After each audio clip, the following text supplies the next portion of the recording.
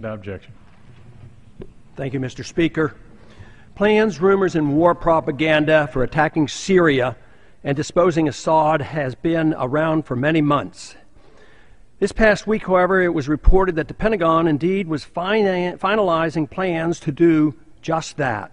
In my opinion, all the evidence to justify this attack is bogus. It is no more credible than the pretext given for the 2003 invasion of Iraq or for the 2011 attack on Libya. The total waste of those wars should cause us to pause before this all-out effort at occupation and regime change is initiated against Syria. There are no national security concerns that require such a foolish escalation of violence in the Middle East.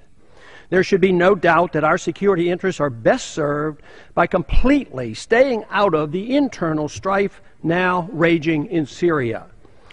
We are already too much involved in supporting the forces within Syria, anxious to overthrow their current government. Without outside interference, the strife, now characterized as a civil war, would likely be non-existent. Whether or not we attack yet another country occupying it and setting up a new regime that we hope we can control poses a serious constitutional question. From where does a president get such authority? Since World War II, the proper authority to go to war has been ignored. It has been replaced by international entities like the United Nations and NATO, or the president himself, while ignoring the Congress. And sadly, the people don't object.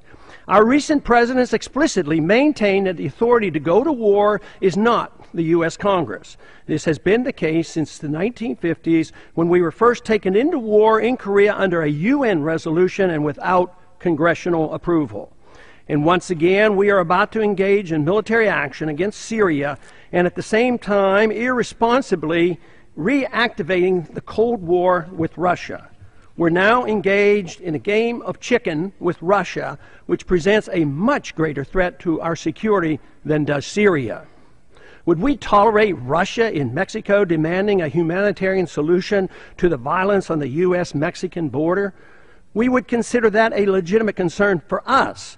But for us to be engaged in Syria, where the Russians have a legal naval base, is equivalent to the Russians being in our backyard in Mexico.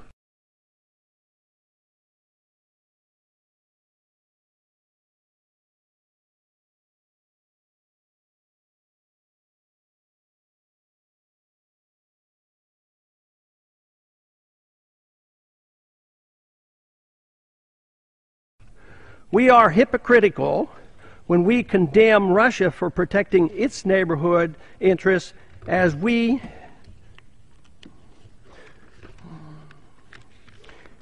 claim we are doing the same ourselves thousands of miles from our shore. There's no benefit for us to be picking sides, secretly providing assistance and encouraging civil strife in an effort to effect regime change in Syria.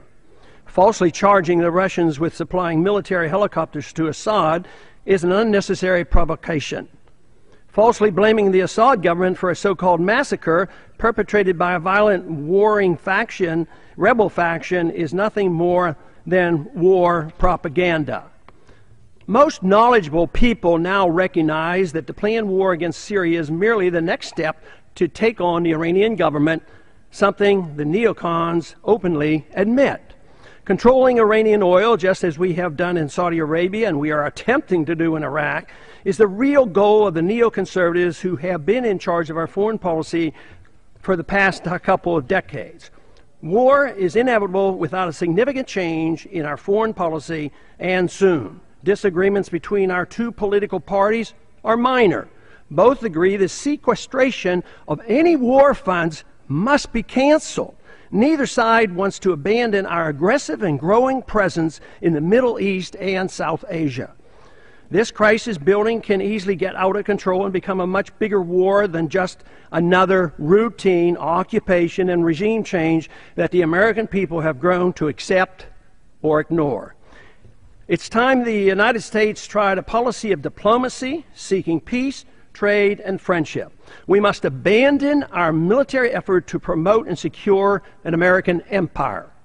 Besides, we're broke. We can't afford it. And worst of all, we're fulfilling the strategy laid out by Osama bin Laden, whose goal had always been to bog us down in the Middle East and bring on our bankruptcy here at home. It's time to bring our troops home and establish a non-interventionist foreign policy, which is the only road to peace and prosperity. This week, I am introducing legislation to prohibit the administration, absent a declaration of war by Congress, from supporting directly or indirectly any military or paramilitary operations in Syria. I hope my colleagues will join me in this effort. I yield back the balance of my time.